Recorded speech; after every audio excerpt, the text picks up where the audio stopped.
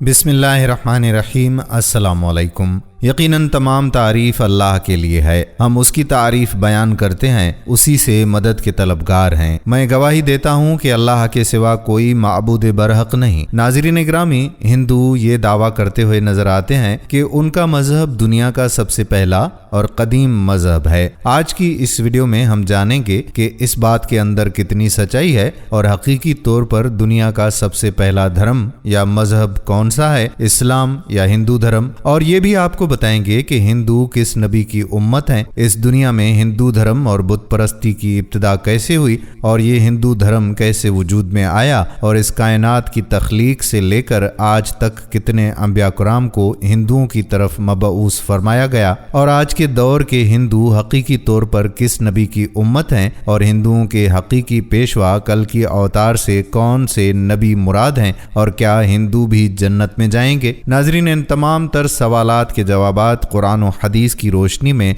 आज की इस वीडियो में हम आपको बताएंगे। हम उम्मीद करते हैं कि आज की इस वीडियो को मुकम्मल देखने के बाद आपको मुकम्मल तौर पर इस बात का इल्म हो जाएगा कि दुनिया का सबसे बड़ा और पहला मजहब या धर्म कौन सा है। वीडियो में आगे चलने से पहले अगर आप हमारे चैनल पर नए आए हैं तो सबसे पहले चैनल को सब्सक्राइब जरूर कर लें। नाजरीन, जब अल्लाह तबारक व तआला ने सबसे पहले इस ज़मीन को तख्लीक फरमाया और इस ज़मीन पर जिस इंसान को भेजा उनका नाम हज़रत आदम अलैहिस्सलाम है। हज़रत आदम अलैहिस्सलाम अल्लाह तबारक व तआला के बरगुज़ीदा नबी और सच्चे मुसलमान हैं। इस तरह ज़मीन पर कदम रखने वाला पहला इंसान मुसलमान हुआ और फिर अल्लाह तबारक व तआला ने हज़रत आदम अलैहिस्सलाम और अम्मा हवा रज़ियल्लाहु ताला अन्हा से तमाम इंसानों को पैदा फरमाया। नाजरीन, हज़रत आदम अलैहिस्सलाम के बाद जो दूसरे नबी इस दुनिया के अंदर जलवागर हुए वो हज़रत आदम अलैहिस्सलाम की औलाद में से हज़रत शीस अलैहिस्सलाम हैं। उनको भी अल्लाह तबारक व तआला ने नबुवत और इस्लाम से सरफराज फरमाया था। आपको बताते चलें कि हज़रत शीस अलैहिस्सलाम के दौर ही से कुफ्र व शिर्क की इब्तिदा हो चुकी थी, लेकिन बाकायदा तौर पर बुत परस्ती का आगाज नहीं हुआ था। हज़रत शीस अलैहिस्सलाम के बाद अल्लाह तबारक व तआला ने हज़रत इदरीस अलैहिस्सलाम को नबुवत अता फरमाई। हज़रत इदरीस अलैहिस्सलाम का ज़माना वो ज़माना था जिसके अंदर बाकायदा तौर पर बुतों को बनाया गया और बुत परस्ती का आगाज हो चला। नाजरीन, अब यहाँ पर यह सवाल पैदा होता है कि जब दुनिया की इब्तिदा ही इस्लाम से हुई तो फिर आखिरकार बुतों को किसने बनाया और बुत परस्ती का आगाज किसने शुरू किया। बुत परस्ती का आगाज कैसे हुआ, इसके मुतालिक जानने से कबल ये जान लें कि बुत परस्ती होती क्या चीज है। तो नाजरीन, बुत परस्ती में लोग किसी शख्स या शय की जाहिरी शक्ल सूरत लकड़ी, धात, पत्थर या मट्टी वगैरह से बनाकर उसे माबूद गर्दानते हैं और उसे अपना हाजत रवा, मुश्किल कुशा और खुदा समझते हैं। उसको राजी करने के लिए उसकी इबादत और परस्तिश करते रहते हैं। बुत परस्ती की इब्तिदा के बारे में मुख्तलिफ रिवायात हैं और रिवायात में आता है कि हज़रत इदरीस अलैहिस्सलाम की औलाद में से चंद लोग ऐसे थे जो अल्लाह तबारक व तआला का बहुत ज्यादा कुर्ब रखते थे और वो अल्लाह तबारक व तआला के बहुत बरगुज़ीदा बंदे और वली थे जिनके पास लोग बहुत शौक और मोहब्बत से आया करते थे और अल्लाह ताला की इबादत और जिक्र व अज़कार में मशगूल रहा करते थे। जब लोग उन औलिया कुराम के साथ बैठकर अल्लाह पाक की इबादत में मसरूफ रहते तो उनकी इबादत के अंदर बहुत ज्यादा सुकून और लज्जत महसूस होती और अल्लाह तबारक व तआला की रहमतें उन पर नाजुल हुआ करती। ये अल्लाह ताला के नेक बंदे जिनकी तादाद तकरीबन 5 बताई जाती है, जिनका नाम वद, स्वा, यगूस, याऊक और नसर था। जब तक ये लोग जिंदा थे तो लोग इनके पास आते थे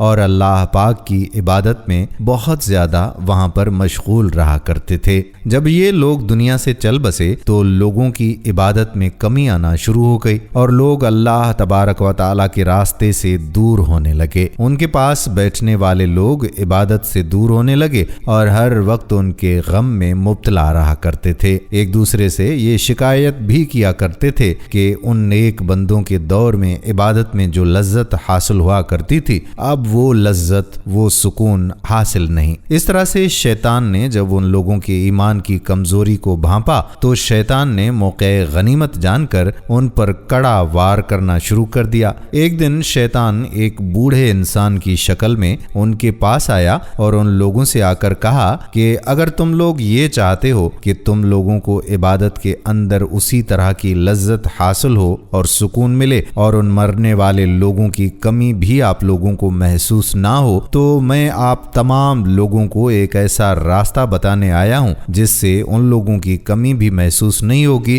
اور آپ کی عبادت کے اندر لذت اور سکون بھی اسی طرح سے حاصل ہو جائے گا جیسے پہلے ہوا کرتا تھا۔ چنانچہ اس طرح شیطان نے ان لوگوں کو یہ مشورہ دے دیا کہ ان مرنے والے لوگوں کے بت بنائے جائیں اور ان پر ان کے لباس ڈال دیے جائیں اور ان کو اپنی عبادت گاہوں میں رکھ دیا جائے اور ان کے سامنے کھڑا ہو کر اللہ پاک کی عبادت میں مشغول ہو جائیں۔ اس طرح سے عبادت کرنے سے ان لوگوں کی کمی بھی آپ کو محسوس نہیں ہوگی اور اللہ پاک کی عبادت کرنے میں لذت بھی بہت زیادہ حاصل ہوگی۔ چنانچہ لوگوں کو منحوس شیطان کا یہ مشورہ پسند آیا۔ شیطان نے ان مرنے والے لوگوں کے بت بنائے اور عبادت گاہوں کے اندر آ کر رکھ دیے۔ اس طرح سے لوگ اپنی عبادت گاہوں میں جاتے اور ان بتوں کے سامنے کھڑے ہوا کرتے اور عبادت میں مشغول ہو جاتے۔ شروع میں لوگ اللہ تبارک و تعالیٰ کی عبادت کرتے تھے، پھر آہستہ آہستہ یہ لوگ ان بتوں کو سلام کر کے ان کے ہاتھ پاؤں چوم کر واپس آ جایا کرتے تھے۔ اس طرح سے زمانہ گزرنے کے ساتھ ساتھ شیطان نے لوگوں کو اس قدر گمراہی میں ڈال دیا کہ لوگ اللہ پاک کی عبادت کو بھول گئے اور صرف انہی کو سجدہ کرنے لگے، یعنی جو انہوں نے بت بنائے تھے۔ ان بتوں کی پوجا کر کے وہ واپس گھر کو پلٹ آتے۔ ناظرین، اس طرح سے حضرت آدم علیہ السلام کے ازلی دشمن نے یعنی شیطان نے دنیا کے اندر سب سے پہلے بتوں کو بنایا اور بت پرستی کی بنیاد رکھی اور ان لوگوں کو اللہ تبارک و تعالیٰ کی وحدانیت سے دور کر کے بتوں کی پوجا کرنے کے اندر مبتلا کر رکھا، اور آہستہ آہستہ یہ بت پرستی اتنی عام ہو گئی کہ ہر نبی کے دور میں لوگ اس کفر و شرک میں مبتلا ہوا کرتے تھے، اور اللہ رب العزت نے اپنے بے شمار انبیاء کرام علیہم السلام کو ان بتوں کی پوجا کرنے والے لوگوں کی طرف بھیجا اور ان کو اللہ تبارک و تعالیٰ کی وحدانیت کی طرف بلایا اور اللہ پاک کی عبادت کرنے کا حکم دیا گیا۔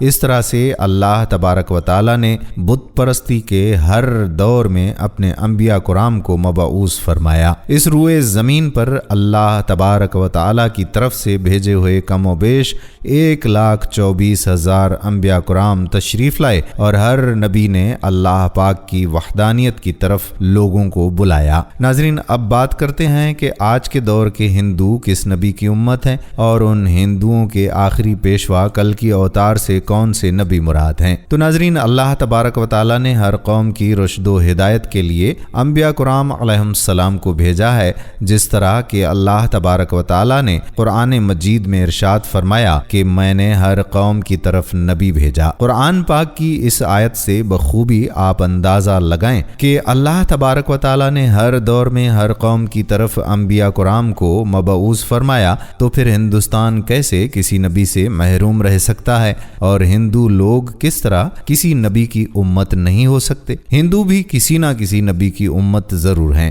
جیسا کہ ہندوؤں کی مشہور مذہبی کتابوں میں ایک خالق و مالک اور جنت و دوزخ اور آخرت کا تصور بھی موجود ہے۔ اس کے علاوہ حضرت محمد صلی اللہ علیہ وآلہ وسلم کے بارے میں واضح طور پر پیش گوئیاں موجود ہیں۔ ناظرین، قدیم ہندوستان میں دیوتاؤں کا وجود نہیں تھا، کیونکہ تب خصوصاً شمالی ہندوستان میں وید مت رائج تھا۔ اس مذہب میں صرف ایک خدا کی عبادت ہوا کرتی تھی، البتہ اللہ تعالیٰ کی صفتوں کے لحاظ سے مختلف نام تھے۔ جیسے دین اسلام میں بھی اللہ تعالیٰ کی صفات اجاگر کرتے اسماء حسنہ موجود ہیں۔ بھارتی کا دعویٰ تھا کہ وید مت ہندوستان میں بیرون ممالک سے آئے مہاجروں نے متعارف کروایا، جنہیں اب آریہ کہا جاتا ہے۔ बुत परस्ती को परवान चढ़ाने वाले ब्राह्मण उन्हीं आर्यों की औलाद थे।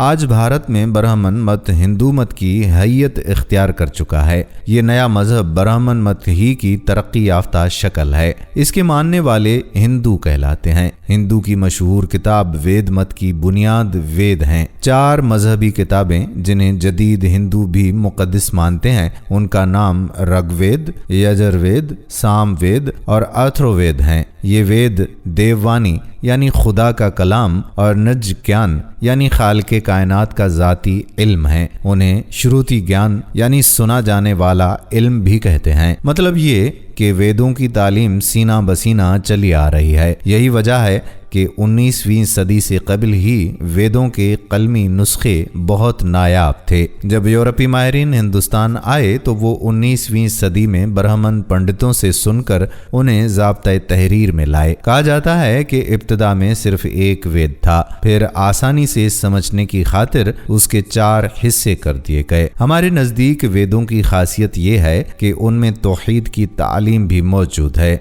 वेद 1700 कबल मसीह से 500 कबल मसीह के अरसे में तख्लीक हुए। ताहम हिंदुओं का एतकाद है कि ये हजारहा बरस से चले आ रहे हैं। हैरत अंगेज बात यह है कि आज हिंदू मत के जितने भी देवी देवता हैं, मसलन राम, कृष्ण, शिव, विष्णु, हनुमान, गणेश, लक्ष्मी, पार्वती वगैरह, इनका वेदों में जिक्र नहीं मिलता। अलबत्ता दौरे जदीद के हिंदू माहिरीन खींचतान करके ये साबित करने की कोशिश करते हैं कि फलां वैदिक देवता की सिफात शिव या विष्णु से मिलती हैं, लिहाजा ये वही होंगे। ये इल्मी चक्करबाजी और बददियानती है। सच ये है कि जदीद दौर के देवी देवता ब्राह्मण तबके की तख्लीक हैं। अब सवाल ये है कि इन बुतों को क्यों तख्लीक किया गया। वजह यह है कि अव्वल इन बुतों का वाली वारिस बनकर ब्राह्मण हुक्मरान तबके हिंदुस्तान में अपना इक़्तिदार मजबूत करना और असर व रसूख बढ़ाना चाहता था। उसकी ख्वाहिश थी कि तबके को ज्यादा से ज्यादा ताकत और आसाइशें हासिल हो जाएं। दूसरी वजह यह थी कि अवाम बुतों पर चढ़ावे चढ़ा सकें और उन्हें नजराने दें। यूं ब्राह्मण तबके के लिए कमाई का मुस्तकिल जरिया खुल जाता। गोया अपने मफादात की तकमील के लिए कदीम हिंदुस्तानी हुक्मरानों ने तौहीद परस्ती की तालीम को खैराबाद कहा और बुत परस्ती इख्तियार कर ली। बुत परस्ती दरअसल शख्सियत परस्ती की तरक्की याफ्ता किस्म है। सहीह बुखारी में हजरत अब्बास रज़ियल्लाहु ताला अन्हु से रिवायत है कि नबी करीम सल्लल्लाहु अलैहि वसल्लम ने फरमाया कि कौम नूह अलैहिस्सलाम में चंद पाकबाज लोग मौजूद थे। जब वो चल बसे तो शैतान के उकसाने पर लोगों ने उनके बुत बना लिए। रफ्ता रफ्ता उनकी पूजा की जाने लगी। इस तरह से इंसानी मुआशरे में बुत परस्ती का आगाज हो निकला। याद रहे कि सूरह नूह आयत नंबर 22 में कौम नूह अलैहिस्सलाम के बुतों के नाम वद, स्वा, यगूस, याऊक और नसर दर्ज हैं। कदीम ज़माने से ब्राह्मण तबके की सर तोड़ सही है कि वेदों को अवामुल नास में ना फैलाया जाए। माजी में तो सूरत हाल ये थी कि सिर्फ ब्राह्मण पंडित ही वेद हिफ्ज़ कर सकते थे और ब्राह्मणों के सिवा किसी हिंदुस्तानी को ये इजाज़त नहीं थी कि वो वेद का एक लफ्ज़ भी सुन सके। आखिर आम आदमी को वेदों से दूर रखने के लिए इतने जतन क्यों किए गए? वजह यही है कि बालादस्त ब्राह्मण तबका नहीं चाहता था कि तौहीद की तालीम अवाम में फैल जाए। अगर लोग एक रब की इबादत करने लगे तो उनका सारा धंधा चौपट हो जाएगा। वो फिर खुदा के नायब करार पाते और शाही इख्तियारात और आसाइशों से हाथ धो बैठते। कुरान पाक का मुतालिया कीजिए तो मालूम होता है कि हजरत नूह अलैहिस्सलाम से लेकर हुजूर अकरम सल्लल्लाहु अलैहि वसल्लम तक तमाम रसूलों और अंबिया कुराम का टकराव अपनी अपनी कौम के हुक्मरानों और ताकतवर तबके से ही हुआ। ये हुक्मरान तबका खास तौर पर शैतान की तालीमात का पैरोकार होता था और तौहीद का सबसे बड़ा दुश्मन। अब सवाल ये है कि वेदों में तौहीद की तालीम मौजूद थी तो ब्राह्मणों को तो उन्हें दरिया में फेंक देना चाहिए था। फिर ब्राह्मण पंडितों ने हिफ्ज़ क्यों करते रहते थे और ये अब तक बाकी कैसे चले आ रहे हैं?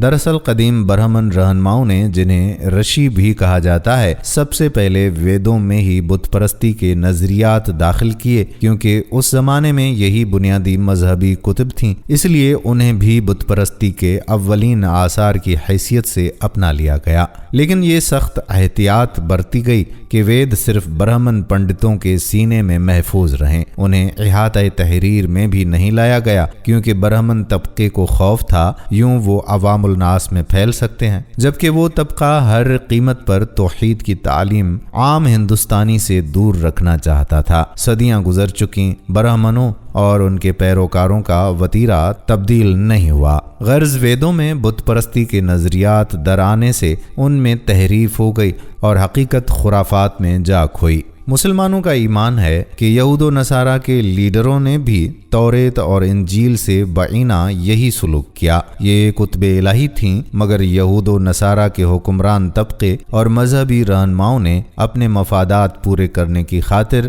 ان آسمانی کتب میں منمانے نظریات ٹھونس دیے، اس طرح وہ تحریف کا شکار ہو گئیں۔ مگر ہمارا عقیدہ ہے کہ بائبل میں توحید کی تعلیم بھی موجود ہے، یعنی جستہ جستہ تعلیم الہی بھی مل جاتی ہے اور قرآن پاک میں بھی اسی کا تذکرہ موجود ہے۔ یوں ہی برہمن طبقے کی تحریف کے باوجود ویدوں میں توحید کی تعلیم بھی باقی رہی۔ یہ واضح رہے کہ اپنشد شاستر، اتہاس یعنی مہابھارت، رامائن، پران یعنی بھگوت گیتا اور دیگر کتب منوسمرتی جدید ہندوؤں کی بنیادی مذہبی کتابیں ہیں، مگر یہ سبھی رشیوں کی تخلیق ہیں۔ صرف اپنشدوں اور شاستروں میں ویدوں کی تفسیر ملتی ہے، مگر اس کا زور بھی بت پرستی پر ہے۔ تعلیم توحید دونوں قسم کی کتب میں بہت کم ہیں۔ وجہ یہی ہے کہ ویدوں کے بعد سبھی مذہبی کتابیں بت پرستی کے موجد برہمنوں کے ادوار میں لکھی گئیں اور ان کا اصل مقصد بت پرستی کی ترویج تھا۔ اردو میں صرف یجر وید کا مکمل ترجمہ ہوا ہے، بقیہ ویدوں کے اقتباسات مختلف کتب میں ملتے ہیں۔ حیرت انگیز بات یہ ہے کہ اللہ تعالیٰ نے ویدوں میں توحید کی تعلیم افشا کرنے کا کام ایسے شخص سے کروایا جو مسلمانوں کا مخالف تھا۔ یہ اللہ پاک کی حکمت و معجزہ فرمائی ہے۔ ناظرین، بحیثیت مسلمان ہمارا یہ ایمان ہے کہ روئے زمین پر حضرت آدم علیہ السلام پہلے انسان ہیں، آپ سے پھر انسانی نسلوں نے جنم لیا۔ یہود و نصارہ آپ کا مسکن وادی دجلہ و فرات یعنی عراق، خلیج فارس یا آرمینیا میں بتاتے ہیں۔ قرآن مجید میں یہ درج نہیں کہ آپ زمین پہ کس جگہ اتارے گئے، وہ مقام افریقہ ہو سکتا ہے، ایشیا یا چین بھی۔ ماہرین اثریات کہتے ہیں کہ کرۂ ارض پر اولین انسانی شہروں کی بنیاد 5 دیاروں دجلہ، فرات، نیل، سندھ اور یانگ تزی کی وادیوں میں 10-12 ہزار سال پہلے رکھی گئی۔ یہی شہر تہذیب و تمدن کے اولین مرکز بھی تھے۔ حضرت آدم علیہ السلام کی تبلیغ کے پیش نظر ان بستیوں کے ساکنوں کو توحید پرست ہونا چاہیے، مگر مصر اور وادی دجلہ اور فرات کے قدیم مقامات میں کھدائی سے دیوی دیوتاؤں کے بت ملے ہیں۔ اسے آشکار ہے کہ ان جگہوں پر بت پرستی رائج ہو چکی تھی۔ کرۂ ارض پر نزول آدم علیہ السلام کے بعد دوسرا اہم ترین اور انقلابی واقعہ طوفان نوح علیہ السلام ہے۔ ناظرین، صحیح بخاری کی ایک حدیث کی روح سے حضرت آدم علیہ السلام سے حضرت نوح علیہ السلام تک 10 پشتوں کا فاصلہ ہے۔ یہ عرصہ معمولی نہیں، کیونکہ زمانہ قدیم میں انسانی عمر کافی طویل ہوا کرتی تھی۔ جس قوم میں حضرت نوح علیہ السلام پیدا ہوئے وہ عظیم ترین گناہ یعنی شرک میں مبتلا ہو چکی تھی۔ علماء اسلام کی اکثریت متفق ہے کہ یہ قوم وادی دجلہ و فرات میں آباد تھی۔ بائبل میں حضرت نوح علیہ السلام کا ذکر ان کی پیغمبرانہ شان کے منافی ہے۔ یہود و نصارہ کے نزدیک حضرت نوح علیہ السلام شراب پینے والے پہلے انسان تھے۔ قرآن پاک میں مگر آپ ایک جلیل القدر رسول کی حیثیت سے سامنے آتے ہیں۔ کتاب الہی کی 28ویں سورتوں میں 40 سے زائد آیات میں آپ کا تذکرہ آیا ہے۔ گویا بائبل اور قرآن مجید میں تذکرہ نوح علیہ السلام بالکل مختلف ہے۔ پھر بھی بعض مستشرقین قرآن پاک پر بائبل کی نقل کا ناپاک الزام دھرتے ہیں۔ ایک متفق علیہ حدیث کی روح سے حضرت نوح علیہ السلام کرۂ ارض پر پہلے رسول ہیں، یعنی اللہ تعالیٰ نے ان پر بذریعہ وحی شریعت نازل فرمائی تاکہ وہ اسے اپنی قوم کو عطا فرما سکیں۔ حضرت آدم علیہ السلام کے سبھی پیروکار توحید پرست پرست تھے، مگر حضرت نوح علیہ السلام مبعوث ہوئے تو اولاد آدم میں کئی لوگ شیطان کے جال میں پھنس کر مشرک ہو چکے تھے، اسی لیے انہیں راہ راست پر لانے کی غرض سے شریعت نازل فرمائی گئی۔ علماء اسلام لکھتے ہیں کہ شریعت نوح علیہ السلام اسلامی شریعت کے قریب تر تھی۔ سورہ شورى آیت نمبر 13 میں اللہ تبارک و تعالی ارشاد فرماتا ہے، اس یعنی اللہ نے تمہارے لیے وہی دین مقرر کیا جس کی ہدایت اس نے نوح کو فرمائی اور جس کا حکم ہم نے ابراہیم، موسیٰ اور عیسیٰ کو دیا کہ اس دین کو قائم رکھو اور تفرقہ نہ ڈالو۔ حضرت نوح علیہ السلام نے اپنی قوم میں تبلیغ فرمائی، مگر چند غربا کو چھوڑ کر بقیہ مشرک رہے۔ آخر طوفان نے سبھی کفار کو غرق کر دیا۔ بیشتر علماء کا خیال ہے کہ یہ سیلاب وادی دجلہ و فرات، مصر اور محلقہ علاقوں میں آیا تھا، اسی لیے ہندوستان اور چین متاثر نہیں ہوئے جہاں انسانی بستیاں آباد ہو چکی تھیں۔ اس بات کی تائید سورہ اعراف کی آیت نمبر 67 سے بھی ہوتی ہے، اور ہم نے طوفان میں ان لوگوں کو غرق کر دیا جنہوں نے ہماری نشانیوں کو جھٹلایا تھا۔ تاریخی آثار سے بھی آیا ہے کہ یہ طوفان عالمگیر نہیں تھا۔ دور جدید کی کئی تہذیبوں میں مگر زمانہ قدیم میں عظیم طوفان آنے کی روایات ملتی ہیں۔ وجہ یہ ہے کہ اللہ تعالیٰ نے حضرت نوح علیہ السلام کے بچ جانے والوں بیٹوں اور کشتی پر سوار دیگر نیکوکاروں کی اولاد پر فضل فرمایا۔ ان کی اولاد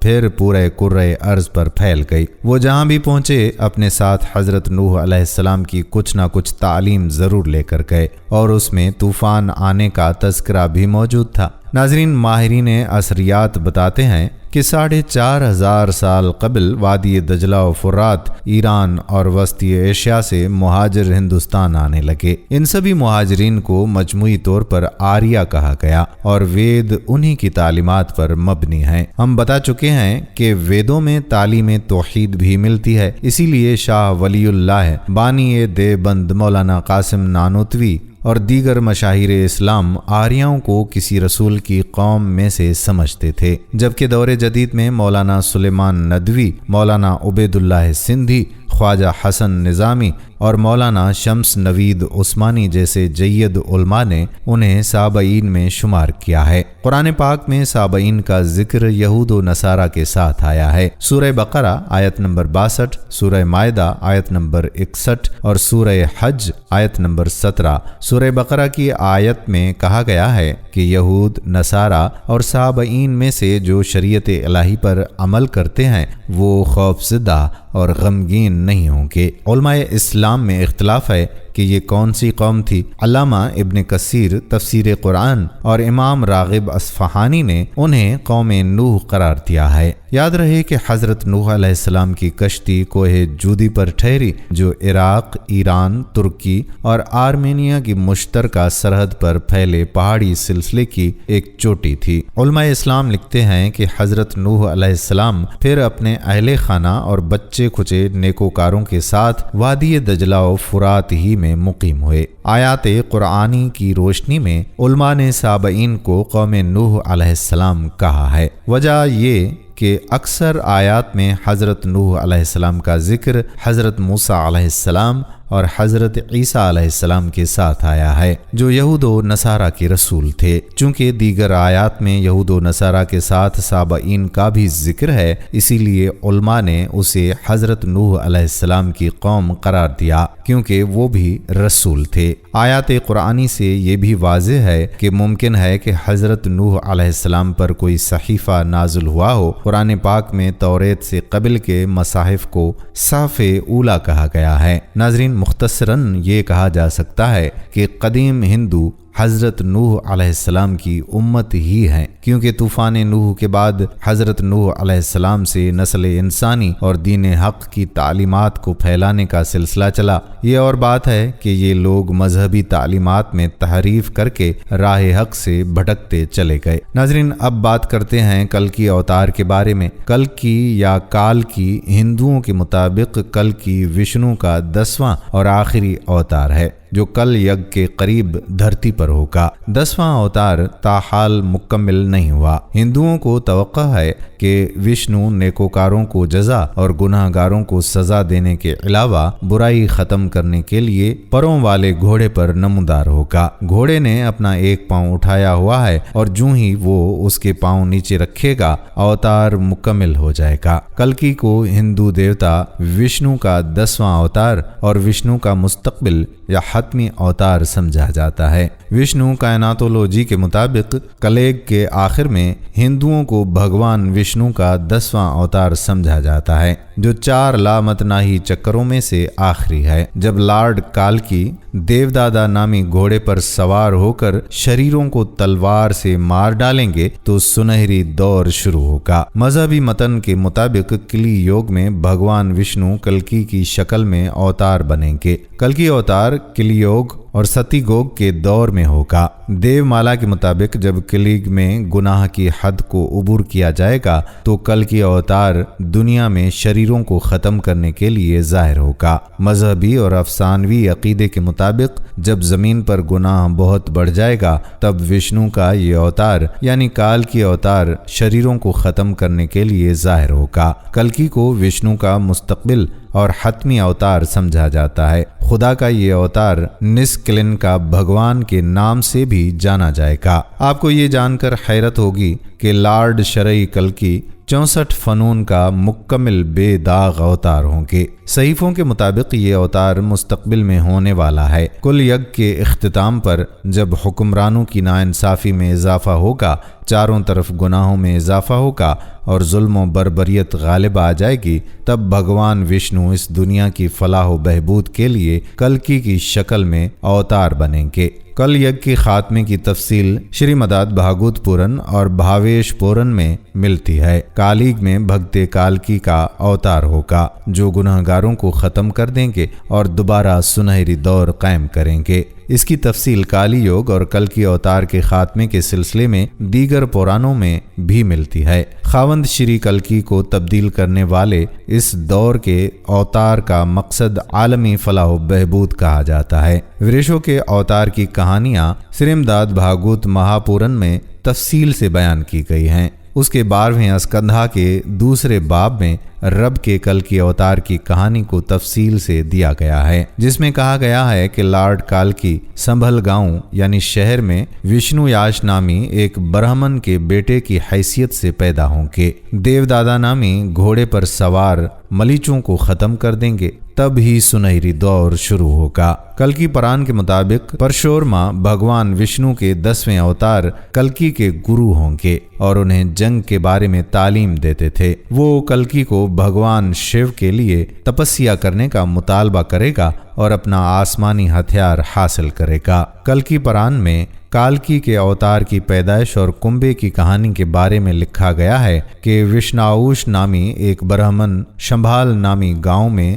رہائش پذیر ہوگا جو سومتی نامی عورت سے شادی کرے گا۔ دونوں دن مذہبی سرگرمیوں میں گزاریں گے۔ کلکی ان کے گھر بیٹے کی حیثیت سے پیدا ہوں گے اور بہت کم عمری میں ہی ویدوں اور صحیفوں کی تلاوت کر کے ایک عظیم اسکالر بن جائیں گے۔ بعد میں وہ مہادیو کی پوجا کر کے زندہ انسانوں کے دکھوں سے نجات حاصل کریں گے، جن کی شادی بریدھارتھا کی بیٹی پدما دیوی سے ہوگی۔ ناظرین، کالکی اوتار کی اس حیثیت پر بہت سے خود ساختہ دعوے دار ہیں جو وقتاً فوقتاً پیش گوئیوں کے مطابق اپنے آپ کو ثابت کرنے کی کوشش کرتے ہیں اور کالکی اوتار کے بارے میں بہت سی پیش گوئیاں کرتے رہتے ہیں، جسے انٹرنیٹ پر کالکی کہا جاتا ہے۔ google.com youtube.com وغیرہ اوتار یعنی کالکی اوتار کو تلاش کر کے دیکھا جا سکتا ہے، لیکن یہ معلوم ہونا چاہیے کہ وقت اور عہد کی تبدیلی سے متعارف کروانے کے لیے روح کو عمر کے مطابق اظہار کرنا ہوگا۔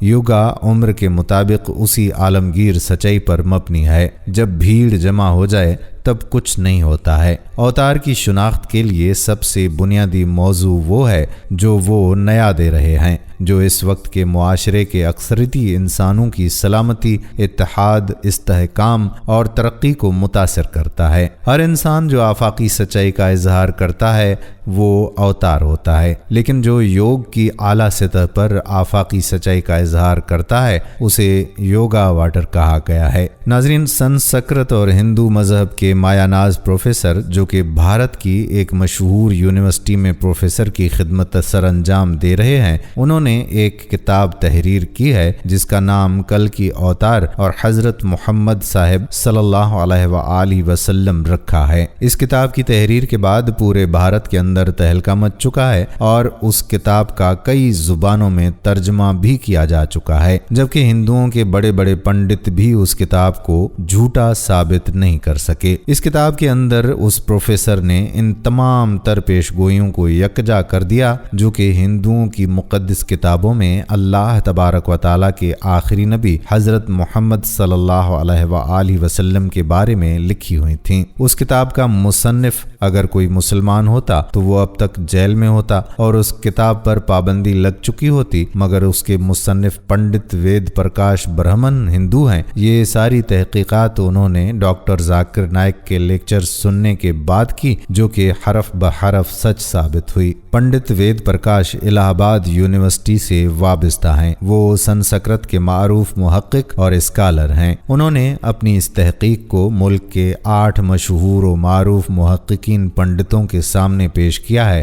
جو اپنے شعبے میں مستند گردانے جاتے ہیں۔ ان پنڈتوں نے کتاب کے بغور مطالعے اور تحقیق کے بعد یہ تسلیم کیا ہے کہ کتاب میں پیش کیے گئے حوالہ جات مستند اور درست ہیں۔ انہوں نے اپنی تحقیق کا نام کال کی اوتار یعنی تمام کائنات کے رہنما رکھا ہے۔ ہندوؤں کی اہم مذہبی کتب میں ایک عظیم رہنما کا ذکر ہے جسے کل کی اوتار کا نام دیا گیا ہے۔ اس سے مراد حضرت محمد صلی اللہ علیہ وآلہ وسلم ہیں جو مکہ میں پیدا ہوئے۔ چنانچہ تمام ہندو جہاں کہیں بھی ہوں ان کو کسی کال کی اوتار کا مزید انتظار نہیں کرنا ہے بلکہ محض اسلام قبول کرنا ہے اور آخری رسول صلی اللہ علیہ وآلہ وسلم کے نقش قدم پر چلنا ہے جو بہت پہلے اپنے مشن کی تکمیل کے بعد اس دنیا سے تشریف لے گئے ہیں۔ ناظرین، آپ کو بتاتے چلیں کہ ہندوؤں کا یہ عقیدہ ہے کہ برائیوں کے خاتمے کے لیے 10 اوتار یعنی پیغمبروں نے اس دنیا میں آنا ہے، جن میں سے 9 اوتار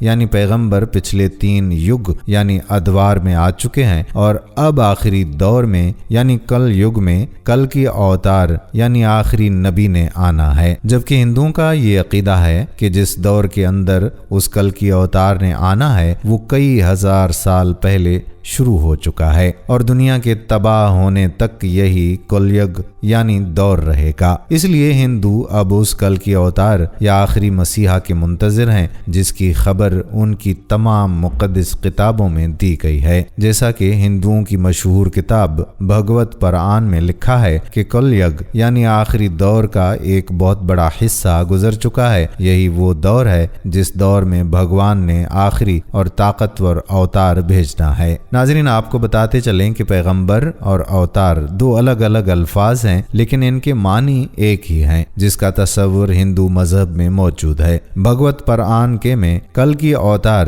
یعنی آخری پیغمبر کی جائے پیدائش، خاندان اور والدین کے بارے میں کچھ یوں لکھا ہے کہ وہ کل کی اوتار وشن ویش یعنی عبداللہ کے گھر، شمبل یعنی مقام امن یا مکہ کے بڑے خاندان میں پیدا ہوں گے۔ ناظرین، ہندوؤں کی کتاب میں لکھی اس پیشگوئی کے مطابق کل کی اوتار یعنی آخری نبی جہاں پر پیدا ہوں گے اس کا نام شمبل ہوگا۔ ہندوؤں کے مشہور ڈاکٹر واحد پرکاش اپنی کتاب میں لکھتے ہیں کہ شمبل کے 3 معنی ہیں۔ پہلا یہ کہ شمبل اس مقام کو کہتے ہیں جو امن کی جگہ ہو، اور دوسرا یہ کہ شمبل سے مراد وہ مقام جو پانی کے قریب ہو، اور تیسرا یہ کہ ایسا مقام जिस की तरफ लोग खींचे चले आएं। नाज़रीन, अगर इन मानी पर गौर किया जाए तो ये सब जानते हैं कि मक्का के अलावा कोई ऐसा मकाम नहीं जहाँ पर इतनी तादाद में लोग जमा होते हैं। और हिंदुओं की इस किताब में तहरीर दूसरी पेशगोई कि वो कल की अवतार उस शहर के बड़े मशहूर ख़ानदान में पैदा होंगे, तो इस बात के अंदर कोई शक नहीं कि हज़रत मोहम्मद सल्लल्लाहु अलैहि वसल्लम के दादा जनाब अब्दुल मुत्तलिब कुरैश मक्का के सरदार और बैतुल्लाह के मुतवल्ली थे। और इस किताब में कल की अवतार के वालिद के नाम के बारे में जो पेशगोई की गई है उसका नाम विष्णुयश होगा।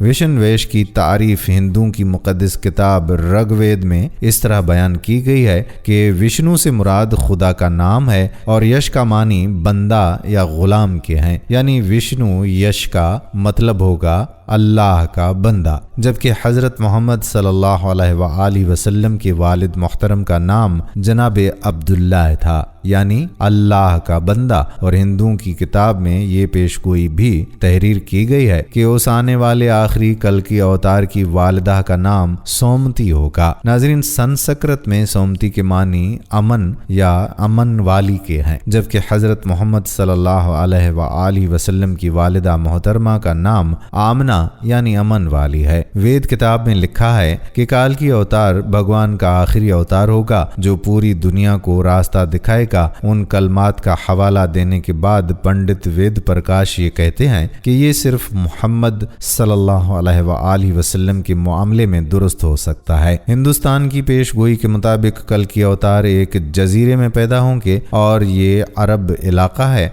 जिसे जजीरतुल अरब कहा जाता है। वेद किताब में लिखा है कि कल की अवतार जैतून और खजूर इस्तेमाल करेगा। ये दोनों फल हुजूर अकरम सल्लल्लाहु अलैहि वसल्लम को मरगूब थे। वो अपने कौल में सच्चा और दयानतदार होगा। मक्का में हज़रत मोहम्मद सल्लल्लाहु अलैहि वसल्लम के लिए सादिक और अमीन के लक़ब इस्तेमाल किए जाते थे। वेद के मुताबिक काल की अवतार अपनी सरजमीन के मुअज़्ज़िज़ ख़ानदान में से होगा और ये भी आप सल्लल्लाहु अलैहि वसल्लम के बारे में सच साबित होता है कि आप कुरैश के मुअज़्ज़िज़ कबीले में से थे जिसकी मक्का में बेहद इज्जत थी। हमारी किताब कहती है कि भगवान कल की अवतार को अपने खुसूसी कासिद के जरिए एक गार में पढ़ाएगा। इस मामले में ये भी दुरुस्त है कि मोहम्मद सल्लल्लाहु अलैहि वसल्लम मक्का की वो वाहिद शख्सियत थे जिन्हें अल्लाह ताला ने गार हिरा में अपने खास फरिश्ते हज़रत जिब्राइल अलैहिस्सलाम के जरिए तालीम दी। हमारे बुनियादी अकीदे के मुताबिक भगवान कल की अवतार को एक तेज तरीन घोड़ा अता फरमाएगा जिस पर वो सवार होकर जमीन और 7 आसमानों की सैर कराएगा। मोहम्मद सल्लल्लाहु अलैहि वसल्लम का बुराक पर महराज का सफर क्या ये साबित नहीं करता है? हमें यकीन है कि भगवान कल की अवतार की बहुत मदद करेगा और उसे बहुत कुव्वत अता फरमाएगा। हम जानते हैं कि जंगे बद्र में अल्लाह ने मोहम्मद सल्लल्लाहु अलैहि वसल्लम की फरिश्तों से मदद फरमाई। हमारी सारी मजहबी किताबों के मुताबिक काल की अवतार घड़सवारी, तीर अंदाजी और तलवार जनी में माहिर होगा। नाज़रीन, पंडित वेद प्रकाश ने इस पर जो तबसरा किया है वो अहम और काबिल गौर है। वो लिखते हैं कि घोड़ों, तलवारों और नेज़ों का ज़माना बहुत पहले गुजर चुका है। अब टैंक, तोप और मिसाइल जैसे हथियार इस्तेमाल में हैं। लिहाजा ये अक्लमंदी नहीं है कि हम तलवारों, तीरों और बर्छियों से मुसल्लह कल की अवतार का इंतज़ार करते रहें। हकीकत ये है कि मुक़द्दस किताबों में काल की अवतार के वाज़े इशारे हज़रत मोहम्मद सल्लल्लाहु अलैहि वसल्लम के बारे में हैं जो उन तमाम हरबी फ़नों में कामिल महारत रखते थे। टैंक, तोप और मिसाइल के इस दौर में घड़सवार, तेग जन और तीर अंदाज काल की अवतार का इंतज़ार हमाकत है। नाज़रीन, इस तरह हिंदुओं की मुक़द्दस किताब के अंदर ऐसी बहुत सारी पेशगोइयाँ लिखी हुई हैं जो तमाम तर खुसूसियात हज़रत मोहम्मद सल्लल्लाहु अलैहि वसल्लम की ज़ात अक़दस में पाई जाती हैं और जिससे ये बात वाज़ेह तौर पर साबित हो जाती है कि जिस अवतार का हिंदू इंतज़ार कर रहे हैं वो हज़रत मोहम्मद मुस्तफ़ा सल्लल्लाहु ताला अलैहि वसल्लम की ज़ात है जो कि इस दुनिया के अंदर जलवागर हो चुकी है और اور حضور صلی اللہ علیہ وآلہ وسلم کی تشریف آوری کے بعد قیامت تک جتنے بھی لوگ آئیں گے وہ تمام کے تمام حضرت محمد صلی اللہ علیہ وآلہ وسلم کی امت میں شامل ہوں گے، اور آج کے دور کے ہندو بھی حضرت محمد صلی اللہ علیہ وآلہ وسلم کی امت ہی ہیں۔ اب قیامت تک آنے والا ہر انسان جو بھی حضرت محمد صلی اللہ علیہ وآلہ وسلم پر ایمان لے آئے گا وہ مسلمان قرار پائے گا، اور جو ایمان نہ لائے گا وہ کافر قرار پائے گا، لیکن وہ حضور صلی اللہ علیہ وآلہ وسلم کی امت میں شامل ہی ہوگا، اور قیامت کے دن اس کو حضور صلی اللہ علیہ وآلہ وسلم کی امت میں ہی اٹھایا جائے گا۔ ناظرین، اب بات کرتے ہیں کہ کیا ہندو بھی جنت میں جائیں گے یا نہیں؟ تو جنت میں داخل ہونے کا معیار ایمان کو رکھا گیا ہے۔ جو لوگ ایمان لے کر آئیں گے وہی جنت میں جائیں گے، اور جو ایمان نہیں لائیں گے وہ جہنم میں جائیں گے۔ جب آپ صلی اللہ علیہ وآلہ وسلم اس دنیا کے اندر جلوہ گر ہوئے تو حضور صلی اللہ علیہ وآلہ وسلم نے اللہ تبارک و تعالیٰ کے حکم کے مطابق ان کا یہ پیغام تمام دنیا تک پہنچا دیا کہ اللہ تبارک و تعالیٰ ایک ہے، اس کے علاوہ کوئی عبادت کے لائق نہیں ہے، اور بے شک میں اللہ تبارک و تعالیٰ کا سچا نبی ہوں، اور جو بھی حضور صلی اللہ علیہ وآلہ وسلم پر ایمان لے کر آئے گا اور اللہ تبارک و تعالیٰ کی وحدانیت پر ایمان لائے گا وہ جنت کا مستحق قرار پائے گا، اور جو اللہ تبارک و تعالیٰ کی وحدانیت کو ٹھکرا دے گا اور حضور صلی اللہ علیہ وآلہ وسلم کی ذات اقدس کو آخری نبی تسلیم نہیں کرے گا وہ ہمیشہ ہمیشہ کے لیے جہنم کا ایندھن بن جائے گا۔ اللہ تبارک و تعالیٰ سے دعا ہے کہ حضور پاک صلی اللہ علیہ وآلہ وسلم کے بتائے ہوئے راستے پر چلنے کی توفیق عطا فرمائے اور ان کی محبت کے اندر جینا مرنا نصیب فرمائے، آمین۔ دوستو، ہم امید کرتے ہیں کہ ہماری آج کی ویڈیو آپ کو ضرور پسند آئی ہوگی اور آپ کی نالج میں اضافہ ہوا ہوگا۔ اگر کسی پر ہماری باتیں گراں گزری ہوں تو ہم ہاتھ جوڑ کر ان سب سے معافی کے طلبگار ہیں۔ یہ تمام تر باتیں مختلف کتابوں سے لی گئی ہیں، اپنی طرف سے ہم نے اس میں کچھ بھی شامل نہیں کیا۔ تو دوستو، اگر ویڈیو آپ کو پسند آئی ہو تو اس ویڈیو کو شیئر ضرور کیجیے گا، اور ساتھ ہی ہمارے یوٹیوب چینل کو سبسکرائب ضرور کر لیں اور بیل کے بٹن کو بھی پریس کر لیں تاکہ یہاں پر جتنی بھی ویڈیوز اپلوڈ ہوا کرتی ہیں ان کا نوٹیفیکیشن آپ کو بر وقت ملتا رہے۔ آنے والی ویڈیو تک ہمیں اجازت دیجیے۔ اللہ حافظ۔